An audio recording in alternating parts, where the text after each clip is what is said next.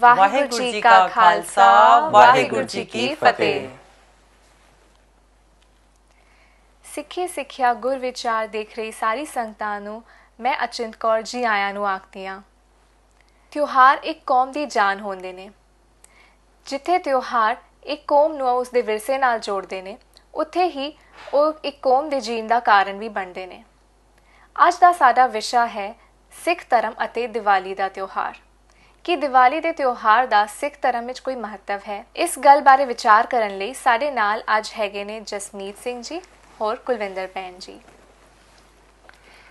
तो सब तो पहले मैं तुहानू यह पूछना चाहांगी कि दिवाली के त्यौहार और सिख धर्म का कोई रिलेशन है, कोई उन्हां दा संबंध है आपस विच? गुरु ग्रंथ साहब की बानी मनुख नू मनुखता सिखाती है, इंसान नू इंसानियत सिखाती है।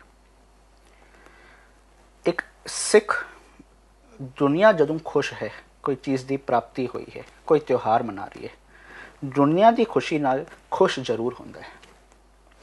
एक सिख जदों दुनिया किसी दर्द विच है, कोई पीड़ा विच है, दुनिया का दर्द वेख के, दुनिया की पीड़ा वेख के एक सिख के हिरदे विच भी दर्द होंदा है। किस तरीके नाल मैं किहड़ा उद्यम करा जिस उद्यम सदका दुनिया का दर्द दूर हो सके। पर एक नुकता जरूर विचारन वाला है। गुरु ग्रंथ साहब की बानी कहती है, हमारा झगड़ा रहा ना को पंडित मुल्ला छाड़े तो। साडा झगड़ा किसी नाल नहीं। क्यों? क्योंकि हर मनुख नू असी मनुख समझते हैं। हर एक नू हक है अपने सभ्याचार बारे, अपनी हिस्टरी बारे, अपने कल्चर नू प्रिजर्व करन दा। पर हाँ, जदों असी पढ़दे हां शब्द जिती सिद्ध मंडली कीतोस अपना पंथ निराला, एक निराला पंथ। निराला पंथ हाँ ते साडे त्योहार भी निराले ने। दिवाली जे मैं एक इंज कहने का यतन करा, बानी का फैसला है सांझ कीजे गुना केरी। मनुख दे विच कोई कल्चर दे विच कोई गुण है न, मनुख का वो फर्ज बनता है वो गुण धारण कर ले। पर हाँ, छोड़ अवगुण चलिए। जे कोई अवगुण हैं, साडा उन्हां अवगुणां नाल कोई संबंध नहीं। दूजा नुकता, सिख पूजा केवल ता केवल एक अकाल पुरख की करता है, होर कोई चीज़ की नहीं। जे बारी तौर पर दीवर बालन की बात पाई जाए, दे बारी तौर पर आतिशबाजियां की बात पाई जाए, तो सिख का इस कल्चर दे नाल, इस हिस्टरी नाल कोई ताल्लुक नहीं। पर बानी कहती है हाँ, एक दीवा बाल, दीवा मेरा एक नाम, दुख विच पाया तेल, उन चानन ओ सुखिया, चूका जमसियो मेरे। एक काम कर, नाम नू उदी होंद नू गुना नू एक दीवा बना, उहदे विच अपने दुखां दा तेल पा। जो तेरे जिंदगी दे विच विकार ने, तेरे अवगुण ने, तू वो तेल पा दे। जिवें जिवें दीवा बलदा है वो तेल सुखदा है। जिवें जिवें तेरी जिंदगी दे विच दीवा बलेगा, तेरे दुखां दा तेल सुखना शुरू हो जाएगा। दुख विच पाया तेल उन चानन, जदों तेरी जिंदगी दे विच वो चानन आया, वो सुखिया, वो दुख सुख गए। चूका जम से मेल। तू एक काम कर, ए वाला दीवा बाल, ए नाम वाले काम कर। बारी तौर ते तू दीवा बाले, बारी तौर ते तू आतिशबाजियां करे, बारी तौर ते तू पोल्यूशन करे, साउंड पोल्यूशन भी ते नाल नाल एयर पोल्यूशन भी। गुरु ग्रंथ साहब की बानी, साडा कल्चर, साडी हिस्टरी इहदे नाल सहमत नहीं है। पर हाँ, मैं फिर दोहराव करा, सिख कौम दुनिया की खुशी नाल, एक सिख दुनिया की खुशी विच खुश होंदा है। एक सिख जदों दुनिया का दर्द वेखदा है तो उहदे दर्द नूं वेख के दर्द होंदा है। पर हाँ, क्योंकि असी निराले हाँ, साडे त्योहार भी निराले हाँ, गुना नाल असी सांझ जरूर पांदे हाँ, पर छोड़ अवगुण चलिए। जिथे तुसी गुरबानी दी पंक्ति पढ़ी ते उत्थे एक पंक्ति ए भी आंदी है कि दिवाली दी रात दीवे बालियन। ए भी शब्द मोस्टली दिवाली दे टाइम ते ही काफ़ी रागी पढ़ते ने, ते उसका की मतलब है? फिर गुरबानी सानू यही कह रही है कि असी दीवे बालीए? हाँ जी, नहीं, यह शब्द भाई गुरदास जी दी वारां विच होए। भाई गुरदास जी कहते दीवाली दी रात दीवे बालियन, तारे जात सनात अंबर पालियन, फुल्लां दी बागात चुन चुन चालियन, तीरथ जाति जात नैन निहालियन, हर चंदोरी चात वसाए उचालियन। फिर लास्ट च उन्होंने क्या फैसला है, गुरमुख सुख फलदात शब्द संभालियन। भाई गुरदास जी के कहते हैं कि दीवाली दी रात दीवे बालियन, जिस तरह दिवाली दी रात विच दीवे बाले जाने ने, ਲੇਕਿਨ ਉਹ ਕਿੰਨਾ ਟਾਈਮ ਤੱਕ ਜਲਦੇ ਨੇ, ਜਿੰਨਾ ਟਾਈਮ ਉਸ ਦੀਵੇ ਵਿੱਚ ਤੇਲ ਹੁੰਦਾ ਹੈ। ਉਹਨਾਂ ਦੀ ਹੋਂਦ ਕੁਝ ਸਮੇਂ ਲਈ ਹੁੰਦੀ ਹੈ, ਬਾਅਦ ਵਿੱਚ ਦੀਵੇ ਬੁਝ ਜਾਂਦੇ। ਦੂਸਰੀ ਪੰਕਤੀ 'ਚ ਕਹਿੰਦੇ ਨੇ ਤਾਰੇ ਜਾਤ ਸਨਾਤ ਅੰਬਰ ਪਾਲਨ। ਜਾਤ ਸਨਾਤ ਤੋਂ ਭਾਵ ਵੱਡੇ ਛੋਟੇ, ਛੋਟੇ ਵੱਡੇ ਤਾਰੇ ਆਕਾਸ਼ ਵਿੱਚ ਦੇਖਣ ਨੂੰ ਆਉਂਦੇ ਨੇ, ਲੇਕਿਨ ਜਿਸ ਤਰ੍ਹਾਂ ਹੀ ਸਵੇਰਾ ਹੁੰਦਾ ਹੈ ਤੇ ਤੁਸੀਂ ਦੇਖੋ ਉਹ ਤਾਰੇ ਅਲੋਪ ਹੋ ਜਾਂਦੇ ਨੇ। ਉਹਨਾਂ ਦੀ ਵੀ ਹੋਂਦ ਕਿੰਨੇ ਟਾਈਮ ਦੀ ਹੈ? ਕੁਝ ਸਮੇਂ ਦੀ ਉਹਨਾਂ ਦੀ ਹੋਂਦ ਹੈ। ਤੀਸਰੀ ਲਾਈਨ 'ਚ ਕਹਿੰਦੇ ਫੁੱਲਾਂ ਦੀ ਬਾਗਾਤ ਚੁਣ ਚੁਣ ਚਾਲੀਨ। ਜਿਸ ਤਰ੍ਹਾਂ ਬਗੀਚੇ ਵਿੱਚ ਫੁੱਲ ਖਿੜਦੇ ਨੇ, ਮਗਰ ਉਹ ਹਮੇਸ਼ਾ ਉੱਥੇ ਨਹੀਂ ਟਿਕੇ ਰਹਿੰਦੇ, ਦੂਸਰੇ ਦਿਨ ਮਾਲੀ ਉਹਨਾਂ ਨੂੰ ਤੋੜ ਕੇ ਲੈ ਜਾਂਦਾ ਹੈ, ਤੇ ਉਹਨਾਂ ਦੀ ਵੀ ਹੋਂਦ ਕੁਝ ਸਮੇਂ ਲਈ ਹੁੰਦੀ ਹੈ। ਫਿਰ ਚੌਥੀ ਪੰਕਤੀ 'ਚ ਕਹਿੰਦੇ ਨੇ ਤੀਰਥ ਜਾਤੀ ਜਾਤ ਨੈਣ ਨਿਹਾਲਨ। ਤੁਸੀਂ ਤੀਰਥਾਂ ਤੇ ਜਾ ਕੇ ਦੇਖਦੇ ਹੋ, ਜਾਤੀ ਜਾਤ ਭਾਵ ਯਾਤਰੀ ਜਾਂਦੇ ਨੇ, ਅਸੀਂ ਆਪਣੀਆਂ ਅੱਖਾਂ ਨਾਲ ਦੇਖਦੇ ਹਾਂ ਕਿ ਉੱਥੇ ਹਮੇਸ਼ਾ ਲਈ ਰਹਿਣ ਜਾਂਦੇ ਨੇ, ਨਹੀਂ, ਤੀਰਥਾਂ ਤੇ ਜਾ ਕੇ ਕੁਝ ਸਮੇਂ ਬਾਅਦ ਉਹ ਵਾਪਸ ਆਪਣੇ ਘਰਾਂ ਨੂੰ ਆ ਜਾਂਦੇ ਨੇ। ਤੇ ਇਸ ਕਰਕੇ ਤੀਰਥਾਂ ਤੇ ਯਾਤਰੀਆਂ ਦੀ ਹੋਂਦ ਵੀ ਕੁਝ ਸਮੇਂ ਲਈ ਹੈ। ਫਿਰ ਉਸ ਤੋਂ ਅੱਗੇ ਕਹਿੰਦੇ ਨੇ ਹਰ ਚੰਦੋਰੀ ਚਾਤ ਵਸਾਏ ਉਚਾਲੀਨ। ਹਰ ਚੰਦੋਰੀ ਤੋਂ ਪਾਵੇ ਆਕਾਸ਼ੀ ਮਹਿਲ, ਜਾਂ ਤੁਸੀਂ ਕਹਿ ਸਕਦੇ ਗੰਧਰਵ ਨਗਰੀ ਕਹਿੰਦੇ, ਜਾਂ ਕਿਸੇ ਕਹਿ ਸਕਦੇ ਹੋ ਕਿ ਖਿਆਲੀ ਨਗਰੀ, ਕਿ ਆਕਾਸ਼ ਵਿੱਚ ਖਿਆਲੀ ਨਗਰੀ ਦੇਖਣ ਨੂੰ ਆਉਂਦੀ ਹੈ, ਮਗਰ ਉਸ ਦੀ ਕੋਈ ਆਪਣੀ ਹੋਂਦ ਨਹੀਂ ਹੁੰਦੀ। ਫਿਰ ਉਸ ਤੋਂ ਬਾਅਦ ਉਹ ਆਪਣਾ ਨੈਟ ਰਿਜ਼ਲਟ ਕਹਿੰਦੇ ਨੇ ਭਾਈ ਗੁਰਦਾਸ ਜੀ ਗੁਰਮੁਖ ਸੁਖ ਫਲਦਾਤ ਸ਼ਬਦ ਸੰਭਾਲਿਆ, ਕਿ ਜਿਹੜੇ ਗੁਰਮੁਖ ਜਨਨ ਉਹ ਜਿਹੜੇ ਸੁਖ ਔਰ ਫਲ, ਸੁੱਖਾਂ ਦਾ ਫਲ ਦੇਣ ਵਾਲੀ ਦਾਤੀ ਹੈ। ਕਿ ਕੌਣ ਹੈ ਸੁਖ ਫਲ ਦੇਣ ਵਾਲਾ ਦਾਤਾ? ਸ਼ਬਦ ਉਸਦੀ ਸੰਭਾਲ ਕਰਦੇ ਨੇ, ਨਾ ਕਿ ਉਹ ਦੀਵਿਆਂ ਦੀ, ਨਾ ਕਿ ਉਹ ਫੁੱਲਾਂ ਦੀ। ਇਹ ਸਭ ਉਦਾਹਰਨਾਂ ਉਹਨਾਂ ਨੇ ਦਿੱਤੀਆਂ ਕਿ ਇਹਨਾਂ ਦੀ ਹੋਂਦ ਕੁਝ ਸਮੇਂ ਲਈ ਹੈ, ਹਮੇਸ਼ਾ ਵਾਸਤੇ ਨਹੀਂ ਹੈ। ਲੇਕਿਨ ਜਿਹੜੇ ਗੁਰਮੁਖ ਜਨਨ ਉਹ ਸੁਖ ਔਰ ਫਲਾਂ ਦੀ ਦਾਤੀ ਸ਼ਬਦ ਦੀ ਸੰਭਾਲ ਕਰਦੇ ਨੇ। ਨਾ ਕਿ ਇੱਥੇ ਸਾਨੂੰ ਇਹ ਉਪਦੇਸ਼ ਦਿੱਤਾ ਹੋਇਆ ਕਿ ਦੀਵੇ ਦੀ ਰਾਤ ਨੂੰ ਦੀਵੇ, ਦੀਵਾਲੀ ਦੀ ਰਾਤ ਨੂੰ ਦੀਵੇ ਬਾਲਣੇ ਚਾਹੀਦੇ ਹਨ। ਇਹ ਗੱਲ ਹੋ ਰਹੀ ਕਿ ਸਾਡੇ ਰਾਗੀ ਇਸ ਪੰਕਤੀ ਤੋਂ ਸ਼ੁਰੂਆਤ ਕਰਦੇ ਨੇ, ਜਦ ਕਿ ਜਿਸ ਤਰ੍ਹਾਂ ਅਸੀਂ ਗੁਰੂ ਗ੍ਰੰਥ ਸਾਹਿਬ ਜੀ ਦੇ ਲੈਂਦੇ ਹਾਂ ਸ਼ਬਦ, ਤੇ ਉਸ ਵਿੱਚ ਸ਼ਬਦ ਦਾ ਜੋ ਸੈਂਟਰਲ ਆਈਡੀਆ ਰਹਾਉ ਦੀ ਪੰਕਤੀਆਂ 'ਚ ਹੁੰਦਾ ਹੈ।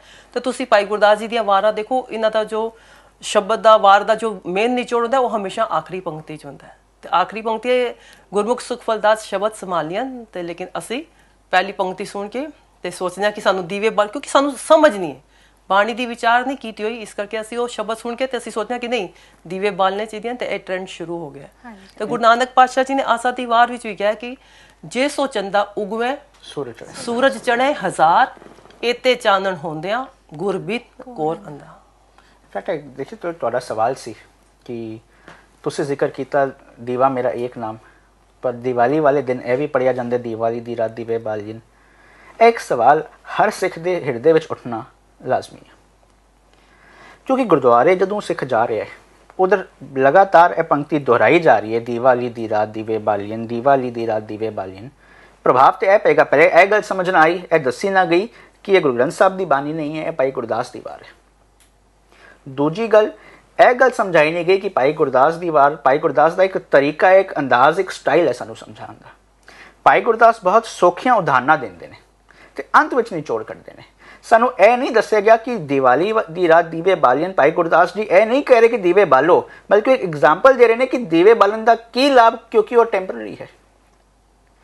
ਪਰ ਇੱਕ ਉਦਾਹਰਨ ਮੈਂ ਦਾਂ, ਕੋਈ ਇੱਕ ਬੰਦਾ, ਇੱਕ ਇੰਪਲੋਈ ਕੰਪਨੀ ਵਿੱਚ ਕੰਮ ਕਰਦਾ ਹੈ, ਜੇ ਉਹ ਆਪਣੇ ਸਮੇਂ ਵਿੱਚ ਸਮਝੋ ਉਹਦੀ 9 ਤੋਂ 5, 9 ਤੋਂ 6 ਦੀ ਡਿਊਟੀ ਹੈ, ਉਸ 9 ਤੋਂ 5 ਜਾਂ 9 ਤੋਂ 6 ਦੀ ਡਿਊਟੀ ਵਿੱਚ ਉਹ ਆਪਣੇ ਇੰਪਲੋਇਰ ਦਾ ਕੰਮ ਨਾ ਕਰੇ, ਕਿਸੇ ਹੋਰ ਇੰਪਲੋਇਰ ਦਾ ਕੰਮ ਕਰੇ, ਕਿ ਉਹ ਇੰਪਲੋਇਰ ਉਹਦੇ ਨਾਲ ਖੁਸ਼ ਹੋਏਗਾ, ਸਹਿਮਤ ਹੋਏਗਾ? ਕਿ ਉਹ ਆਪਣੇ ਫਰਜ਼ ਭੁਲਾ ਕੇ ਕੁਝ ਗਲਤ ਕੰਮ ਕਰੇ ਤੇ ਉਹ ਹੱਕ ਦੀ ਕਮਾਈ ਨਹੀਂ ਖਾ ਰਿਹਾ। ਸਾਡੇ ਪ੍ਰਚਾਰਕ, ਸਾਡੇ ਰਾਗੀ, ਸਾਡੇ ਢਾਡੀ, ਸਾਡੀ ਕਥਾਵਾਚਕ, ਉਹਨਾਂ ਦੇ ਹੱਥਾਂ ਵਿੱਚ ਇਹ ਜ਼ਿੰਮੇਵਾਰੀ ਹੈ ਕੌਮ ਦੀ। ਪਰ ਜਿਵੇਂ ਅਸੀਂ ਪਹਿਲੇ ਵੀ ਇੱਕ ਵਾਰ ਵਿਚਾਰ ਕੀਤੀ ਸੀ ਕਿ ਗੁਰੂ ਗ੍ਰੰਥ ਸਾਹਿਬ ਦੀ ਬਾਣੀ ਸਾਨੂੰ ਸੰਤੋਖ ਸਿਖਾਉਂਦੀ ਹੈ, ਪਰ ਅਸੀਂ ਲਾਲਚ ਦੀ ਪੂਰਤੀ ਬਾਣੀ ਤੋਂ ਕੀਤੀ ਤਾਂ ਕਿ ਸੰਗਤ ਨੂੰ ਚੰਗਾ ਲੱਗੇ। ਸੰਗਤ ਆ ਰਹੀ ਹੈ ਗੁਰਦੁਆਰੇ, ਅਸੀਂ ਪੜ੍ਹੇ ਜਾ ਰਹੇ ਹਾਂ ਦੀਵਾਲੀ ਦੀ ਰਾਤ ਦੀਵੇ ਬਾਲੀਨ। ਕੀ ਰਾਗੀ ਸਿੰਘਾਂ ਨੂੰ ਨਹੀਂ ਪਤਾ? ਉਹਨਾਂ ਨੂੰ ਪਤਾ ਹੈ ਕਿ ਟੇਕ ਕੀ ਲੈਣੀ ਚਾਹੀਦੀ ਹੈ, ਪਰ ਕਿਧਰ ਨਾ ਕਿਧਰ ਲਾਲਚ ਦੇ ਅਧੀਨ ਆ ਕੇ ਕਿ ਸੰਗਤ ਨੂੰ ਇਹ ਗੱਲ ਸੁਣਾਈ ਜਾਏ, ਮਾਇਆ ਦਾ ਆਇਆ ਪ੍ਰਦਾਨ ਹੁੰਦਾ ਰਹੇਗਾ, ਇਸ ਗੱਲ ਕਰਕੇ ਕੌਮ ਦਾ ਬਹੁਤ ਨੁਕਸਾਨ ਹੋਇਆ। ਕਿਧਰ ਨਾ ਕਿਧਰ ਲੋੜ ਹੈ ਜਦੋਂ ਵੀ ਸਿੱਖ ਇਕੱਠ ਕਰਨ, ਉਸ ਇਕੱਠ ਵਿੱਚ ਉਸ ਨਾਮ ਦੀ, ਦੀਵਾ ਮੇਰਾ ਏਕ ਨਾਮ ਦੀ ਬਾਤ ਪਾਈ ਜਾਏ ਤਾਂ ਭੁਲੇਖੇ ਨਹੀਂ ਪਾਣੇ ਸੀ। ਭਾਈ ਗੁਰਦਾਸ ਦਾ ਸਿਧਾਂਤ ਆਪਣਾ ਨਹੀਂ ਹੈ, ਸਿਧਾਂਤ ਗੁਰੂ ਗ੍ਰੰਥ ਸਾਹਿਬ ਦੀ ਬਾਣੀ ਦਾ ਹੈ। ਉਸ ਸਿਧਾਂਤ ਦੀ ਵਿਆਖਿਆ ਭਾਈ ਗੁਰਦਾਸ ਕਰਦੇ ਪਏ ਨੇ। ਉਹ ਵਿਆਖਿਆ ਸਮਝਣੀ ਸੀ ਕਿ ਭਾਈ ਗੁਰਦਾਸ किस स्टाइल किस अंदाज ਵਿੱਚ ਸਮਝਾਉਂਦੇ ਨੇ। ਇਹ ਜ਼ਿੰਮੇਵਾਰੀ ਹੁਣ ਬਣਦੀ ਹੈ ਕਿ ਹਰ ਗੁਰਦੁਆਰੇ ਵਿੱਚ ਜਿੱਧਰ ਇਹਦੇ ਅਰਥ ਸਮਝਾਏ ਜਾਣ ਉਧਰ ਬੇਨਤੀ ਕੀਤੀ ਜਾਏ ਇਹ ਭਾਈ ਗੁਰਦਾਸ ਦੀ ਬਾਤ ਦੀਵਾਲੀ ਵਾਲੇ ਦਿਨ ਜ਼ਰੂਰ ਪੜੋ, ਪਰ ਟੇਕ ਕੀ ਲਿਓ ਗੁਰਮੁਖ ਸੁਖ ਫਲਦਾਤ शब्द समान ਸ਼ਬਦ ਸਮਝ ਲਿਓ। बिल्कुल। भाई गुरदास जी कहते हैं सात संगत अस्थान जगमग नूर वाह। लख लख ससी अरपान किरण ठरूर है कि जब सात संगत ਦਾ ਜੋ ਸਥਾਨ ਜਿੱਥੇ ਸਾਧ ਸੰਗਤ ਹੋ ਰਹੀ ਉਸ ਤੋਂ ਜਗਮਗਾਉਂਦਾ ਤਾਂ ਕੋਈ ਸਥਾਨ ਹੀ ਨਹੀਂ ਹੈ। ਤੇ ਭਾਵੇਂ ਲੱਖਾਂ ਹੀ ਸਸੀਅਰ ਕਹਿੰਦੇ ਨੇ ਚੰਦਰਮਾ ਨੂੰ, ਸੂਰ ਕਹਿੰਦੇ ਨੇ ਸੂਰਜ ਨੂੰ, ਕਿਰਨ ਉਹਨਾਂ ਦੀ ਜੋ ਕਿਰਨ ਹੈ ਉਹ ਲੱਖ ਲੱਖ ਸਸੀਅਰ ਪਾਨ ਕਿਰਨ ਠਰੂਰ ਹੈ, ਉਹ ਸਾਧ ਸੰਗਤ ਦੀ ਚਮਕ ਦੇ ਸਾਹਮਣੇ ਇੱਕਦਮ ਫਿੱਕੀ ਹੈ। लेकिन कई लोग इस तरह कहते हैं कि दिवाली वाले दिन ही बंदी छोड़ दिवस भी आंदा है ते सिख इस करके मनाते हैं क्योंकि बंदी छोड़ दिवस एक साडा त्यौहार है, साडे वास्ते काफ़ी अचीवमेंट की गल है, इस करके बंदी छोड़ दिवस मना रहे हैं असी। ਜਦੋਂ ਅਸੀਂ ਗੱਲ ਕਰੀਏ ਬੰਦੀ ਛੋੜ ਦੀ ਉਹਦਾ ਇਤਿਹਾਸ ਜਦੋਂ ਦੇਖੀਏ ਤੇ ਕਿਹਾ ਜਾਂਦਾ ਕਿ ਗੁਰੂ ਸਾਹਿਬ ਨੇ ਗਵਾਲੀਅਰ ਦੇ ਕਿਲੇ ਤੋਂ 52 ਰਾਜੇ ਰਿਹਾ ਕਰਵਾਏ। ਕਈ ਇਤਿਹਾਸਕਾਰ ਇੰਜ ਵੀ ਲਿਖਦੇ ਨੇ ਕਿ 52 ਰਾਜੇ ਨਹੀਂ ਸੀ, 101 ਰਾਜੇ ਸੀ। 52 ਵੱਡੇ ਰਾਜੇ, ਉਸ ਤੋਂ ਇਲਾਵਾ ਅਨੇਕ ਛੋਟੇ ਰਾਜੇ। ਕੋਈ ਰਾਜਾ ਫੜਿਆ ਉਹਦੇ ਨਾਲ ਉਹਦਾ ਵਜ਼ੀਰ ਵੀ ਫੜ ਲਿਆ, ਉਹ ਵੀ ਜੇਲ੍ਹ 'ਚ ਪਾ ਦਿੱਤਾ। ਜਦੋਂ ਗੁਰੂ ਸਾਹਿਬ ਰਿਹਾ ਹੋਣ ਲੱਗੇ ਤੇ ਗੁਰੂ ਸਾਹਿਬ ਨੇ ਕਿਹਾ ਨਹੀਂ, ਕਿਉਂਕਿ ਇਹ ਰਾਜਿਆਂ ਨੇ ਵੀ ਕੋਈ ਗੁਨਾਹ ਨਹੀਂ ਕੀਤਾ, ਇਸ ਕਰਕੇ ਮੈਂ ਤਾਂ ਰਿਹਾ ਹੋਵਾਂਗਾ ਜੇ ਇਹਨਾਂ ਨੂੰ ਵੀ ਛੱਡਿਆ ਜਾਏ। ਤਾਂ ਹੁਕੂਮਤ ਨੇ ਇਹ ਫੈਸਲਾ ਕੀਤਾ ਕਿ ਕਿਧਰ ਨਾ ਕਿਧਰ ਜੇ ਅਸੀਂ ਗੁਰੂ ਸਾਹਿਬ ਨੂੰ ਛੱਡਦੇ ਹਾਂ ਤੇ ਨਾਲ ਇਹਨਾਂ ਰਾਜਿਆਂ ਨੂੰ ਵੀ ਛੱਡਣਾ ਪਏਗਾ। ਬਾਕੀ ਰਾਜੇ ਨੂੰ ਪਹਿਲੇ ਛੱਡਤਾ ਗਿਆ ਤੇ 52 ਰਾਜੇ ਜੋ ਕਹਿੰਦੇ ਗੁਰੂ ਸਾਹਿਬ ਦੇ 52 ਕਲੀ ਵਾਲੇ ਚੋਲੇ ਨਾਲ ਬਾਹਰ ਆਏ। ਇਤਿਹਾਸ ਇਹ ਦੱਸਿਆ ਗਿਆ ਕਿ ਗੁਰੂ ਸਾਹਿਬ ਉਸ ਵੇਲੇ ਅੰਮ੍ਰਿਤਸਰ ਦੀ ਧਰਤੀ ਤੇ ਪਹੁੰਚੇ, ਉਸ ਦਿਨ ਦੀਵਾਲੀ ਸੀ। ਅਨੇਕ ਇਤਿਹਾਸ ਤੁਸੀਂ ਪਟਵਈਆਂ ਪੜ੍ਹੋ, ਇਹ ਸਿੱਧ ਕਰਦੇ ਨੇ ਕਿ ਗੁਰੂ ਹਰਗੋਬਿੰਦ ਪਾਤਸ਼ਾਹ ਜਦੋਂ ਅੰਮ੍ਰਿਤਸਰ ਪਹੁੰਚੇ ਉਹ ਦੀਵਾਲੀ ਵਾਲਾ ਦਿਨ ਨਹੀਂ ਸੀ। ਮੈਨੂੰ ਇੱਕ ਗੱਲ ਚੇਤੇ ਹੈ, ਮੈਂ ਇੱਕ ਮਿੰਟ ਰੁਕਾਂ। ਮੇਰਾ MBA ਦਾ ਪਹਿਲਾ ਦਿਨ ਸੀ। ਇੱਕ ਬਜ਼ੁਰਗ ਪ੍ਰੋਫੈਸਰ ਆਏ, ਉਹਨਾਂ ਨੇ ਇੱਕ ਬਾਤ ਆਖੀ, ਉਹ ਬਾਤ ਮੇਰੇ ਦਿਲ ਵਿੱਚ ਆ ਗਈ। ਉਹ ਕਹਿੰਦੇ ਤੁਸੀਂ ਇੱਕ ਛੋਟੇ ਜਿਹੇ ਬੱਚੇ ਨੂੰ ਵੇਖਿਆ, ਉਹ ਬਾਜ਼ਾਰ ਵਿੱਚ ਚੱਲਦਾ ਪਿਆ, ਉਹਦਾ ਇੱਕ ਹੱਥ ਆਪਣੇ ਬਾਪੂ ਦੀ ਹੱਥ ਵਿੱਚ ਹੈ, ਦੂਜਾ ਹੱਥ ਲਗਾਤਾਰ ਘੁੰਮਦਾ ਪਿਆ, ਇਹ ਕਿਆ ਹੈ, ਉਹ ਕਿਆ ਹੈ, ਵਾਟ ਇਜ਼ ਦਿਸ। ਕਹਿੰਦੇ ਅਸੀਂ ਅੱਕ ਜਾਂਦੇ ਹਾਂ ਉਹਦੇ ਸਵਾਲ ਤੋਂ, ਪਰ ਉਹਦੇ ਅੰਦਰ ਉਹ ਜਾਣਨ ਦੀ ਇੱਛਾ ਹੈ ਕਿ ਇਹ ਕਿਆ ਹੈ। ਜਿਵੇਂ ਜਿਵੇਂ ਮਨੁੱਖ ਵੱਡਾ ਹੋਇਆ, ਉਹਦੀ ਉਹ ਜਾਣਨ ਦੀ, ਉਹ ਸਿੱਖਣ ਦੀ, ਉਹ ਖੋਜ ਕਰਨ ਦੀ ਜੋ ਇੱਕ ਮਨ ਦੇ ਅੰਦਰ ਜੋ ਇੱਕ ਆਪਟਿਮਿਜ਼ਮ, ਇੱਕ ਸੋਚ ਹੋਣੀ ਚਾਹੀਦੀ ਸੀ, ਉਹ ਕਿਧਰ ਨਾ ਕਿਧਰ ਖਤਮ ਹੋ ਗਈ।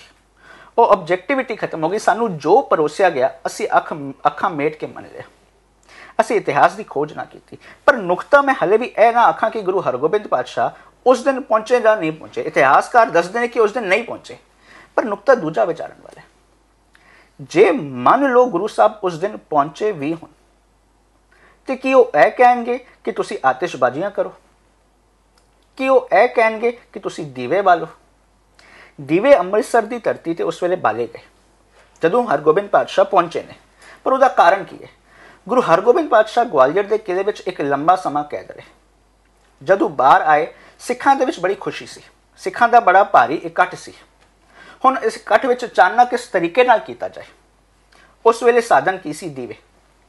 ਗੁਰੂ ਹਰਗੋਬਿੰਦ ਪਾਤਸ਼ਾਹ ਜਦੋਂ ਅੰਮ੍ਰਿਤਸਰ ਪਹੁੰਚੇ, ਉੱਥੇ ਦੀਵੇ ਬਾਲੇ ਗਏ, ਸਿੱਖ ਸੰਗਤ ਆਪਸ ਵਿੱਚ ਇਕੱਠੀ ਹੋਈ, ਗੁਰੂ ਸਾਹਿਬ ਨੇ ਉਪਦੇਸ਼ ਦਿੱਤਾ, ਉੱਥੇ ਵਿਚਾਰ ਕੀਤੀ ਕਿ ਅੱਜ ਸਿੱਖ ਸੰਗਤ, ਅੱਜ ਸਿੱਖ ਸਮਾਜ ਵਿੱਚ ਕੀ ਕੀ ਪਰੇਸ਼ਾਨੀਆਂ ਨੇ।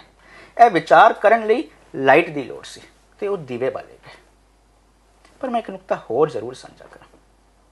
ਅਸੀਂ ਪੜ੍ਹਦੇ ਹਾਂ ਭਾਈ ਗੁਰਦਾਸ ਦੀ ਇੱਕ ਹੋਰ ਉਦਾਹਰਨ ਹੈ, ਸਤਿਗੁਰ ਬੰਦੀ ਛੋੜ ਹੈ, ਜੀਵਨ ਮੁਕਤ ਕਰੇ ਉਡੀਨਾ। ਗੁਰੂ ਗ੍ਰੰਥ ਸਾਹਿਬ ਦੀ ਬਾਣੀ ਵਿੱਚ ਵੀ ਆਉਂਦਾ ਹੈ, ਗਈ ਬਹੌੜ ਬੰਦੀ ਛੋੜ। ਸਵਾਲ ਇਹ ਉੱਠਦਾ ਹੈ, ਗੁਰੂ ਅੱਜ ਵੀ ਬੰਦੀ ਛੋੜ ਹੈ? ਗੁਰੂ ਸਾਨੂੰ ਸਾਡੇ ਬੰਧਨਾਂ ਤੋਂ, ਸਾਡੇ ਵਹਿਮਾਂ ਦੇ ਬੰਧਨਾਂ ਤੋਂ, ਸਾਡੇ ਕਰਮਕਾਂਡਾਂ ਦੇ ਬੰਧਨਾਂ ਤੋਂ, ਸਾਡੇ ਈਗੋ ਦੇ ਬੰਧਨਾਂ ਤੋਂ, ਸਾਡੇ ਕਾਮ ਕ੍ਰੋਧ ਲੋਭ ਮੋਹ ਅਹੰਕਾਰ ਦੇ ਬੰਧਨਾਂ ਤੋਂ ਛਡਾਉਂਦਾ ਹੈ। ਪਰ ਕੀ ਅਸੀਂ ਉਹਨਾਂ ਬੰਧਨਾਂ ਤੋਂ ਛੱਡੇ ਹਾਂ? ਸਵਾਲ ਇਹ ਉੱਠਦਾ ਕਿ ਅਸੀਂ ਦੀਵਾਲੀ ਵਾਲੇ ਦਿਨ ਜੇ ਅਸੀਂ ਬੰਦੀ ਛੋੜ ਦਿਵਸ ਕਹਿ ਕੇ ਇਕੱਠ ਕਰ ਵੀ ਰਹੇ ਹਾਂ, ਅਸੀਂ ਕੀ ਵੱਖਰਾ ਕਰ ਰਹੇ ਹਾਂ? ਕਿ ਅਸੀਂ ਉਹਨਾਂ ਬੰਧਨਾਂ ਤੋਂ ਆਜ਼ਾਦੀ ਪਾਈ? ਕਿ ਅਸੀਂ ਇੱਕ ਸ਼ਬਦ ਦੀ ਵਿਚਾਰ ਕੀਤੀ? ਗੁਰੂ ਸਾਹਿਬ ਜੇ ਬੰਦੀਆਂ ਨੂੰ ਰਿਹਾ ਕਰਦੇ ਨੇ, ਗੁਰੂ ਅੱਜ ਵੀ ਸਾਨੂੰ ਸਾਡੇ ਬੰਧਨਾਂ ਤੋਂ ਰਿਹਾ ਕਰਦਾ ਹੈ। ਪਰ ਅੱਜ ਸਿੱਖ ਕਿਹੜੇ ਬੰਧਨਾਂ ਤੋਂ ਰਿਹਾ ਹੋਇਆ?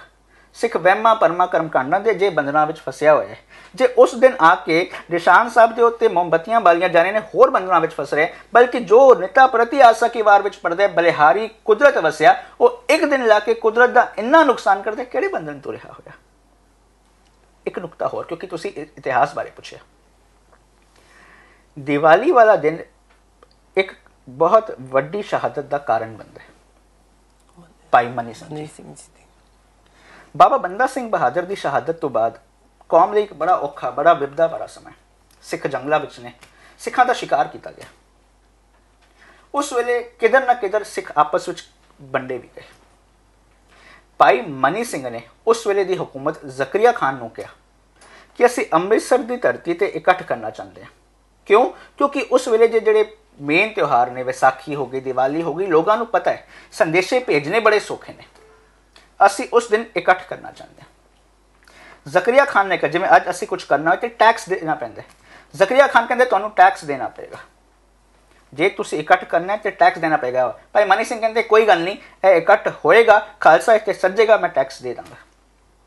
ਪਰ ਭਾਈ ਮਨੀ ਸਿੰਘ ਤੱਕ ਇਹ ਖਬਰ ਪਹੁੰਚ ਗਈ ਕਿ ਜ਼ਕਰੀਆ ਖਾਨ ਦੀ ਸੋਚ, ਉਹਦੀ ਨੀਤੀ ਬੜੀ ਮਾੜੀ ਹੈ।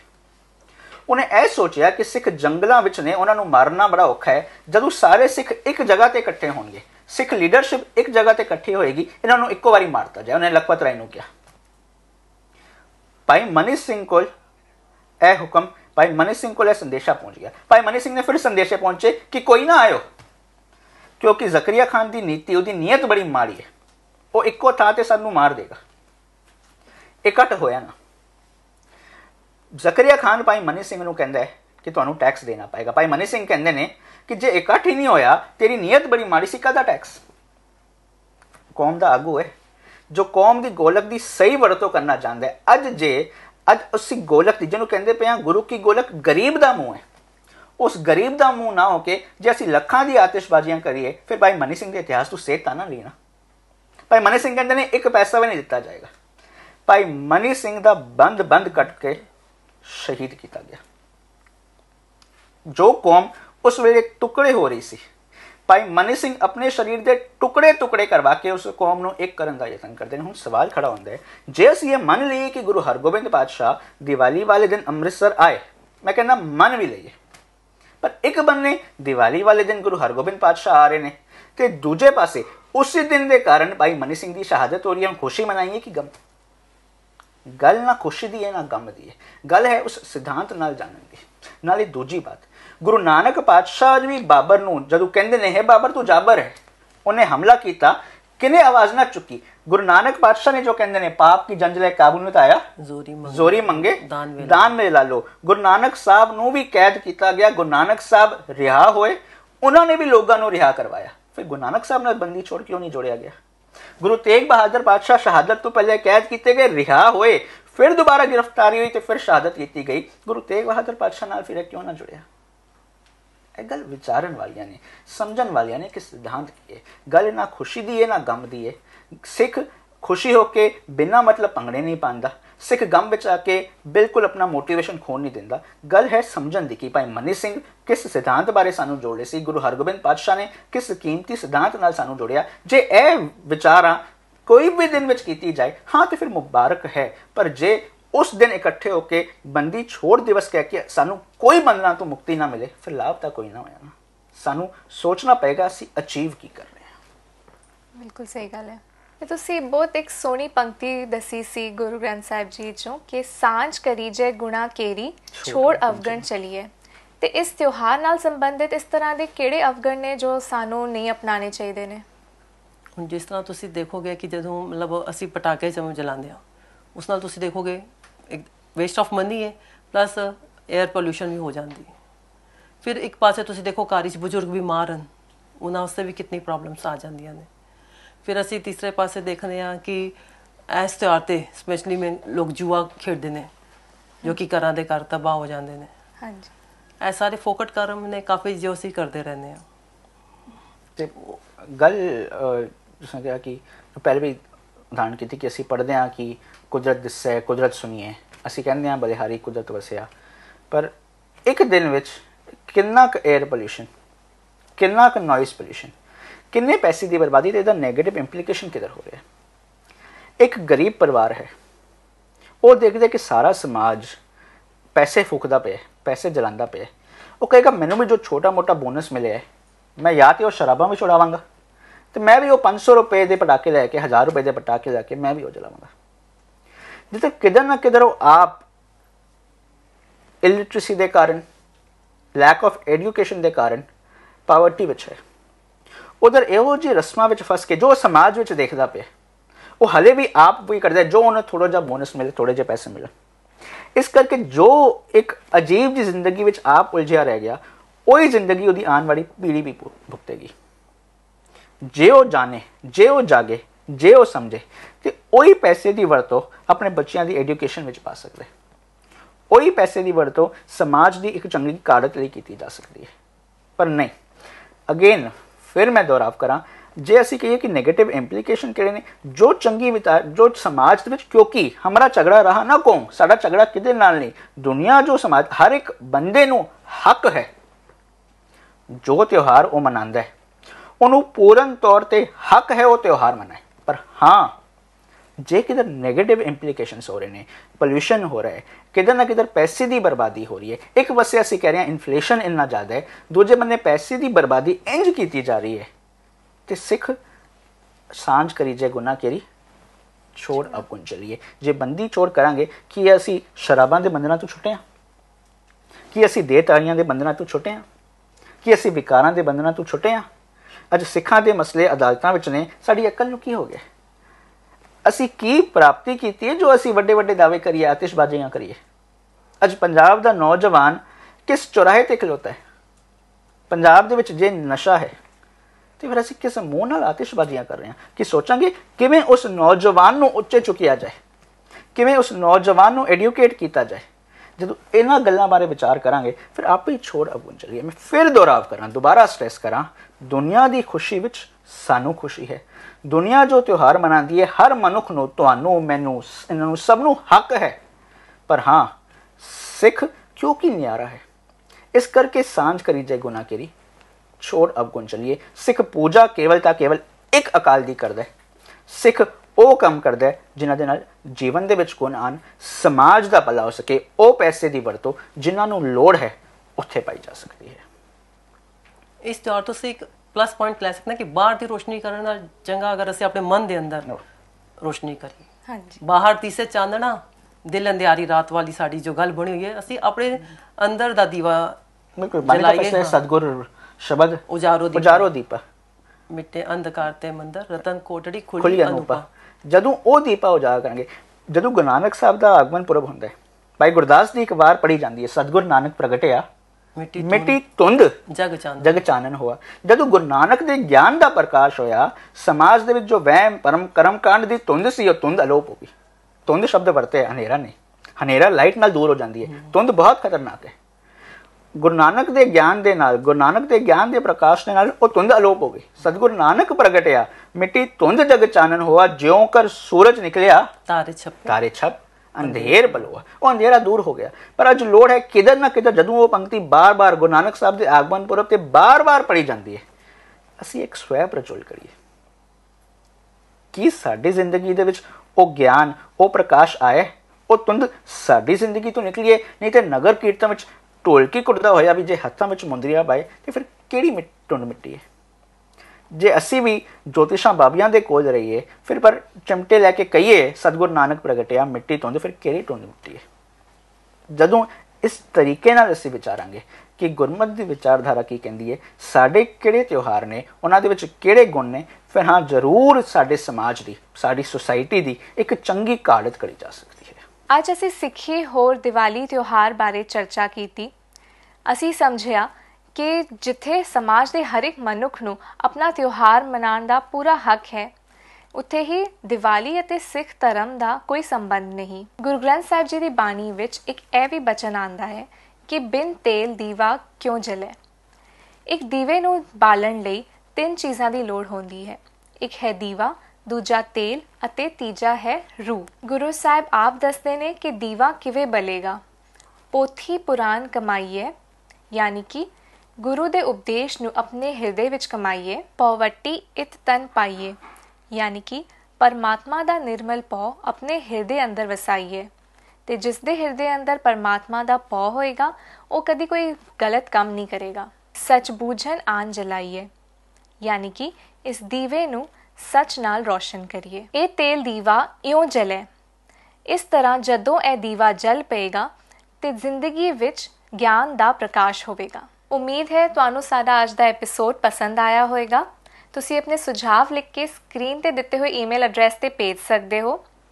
ਅਸੀਂ ਵੀਰ ਜੀ ਅਤੇ ਭੈਣ ਜੀ ਦੇ ਬਹੁਤ ਧੰਨਵਾਦੀ ਹਾਂ ਜੋ ਆਪਣਾ ਕੀਮਤੀ ਸਮਾਂ ਕੱਢ ਕੇ ਸਾਡੇ ਨਾਲ ਵਿਚਾਰ ਸਾਂਝੇ ਕਰਨ ਆਏ।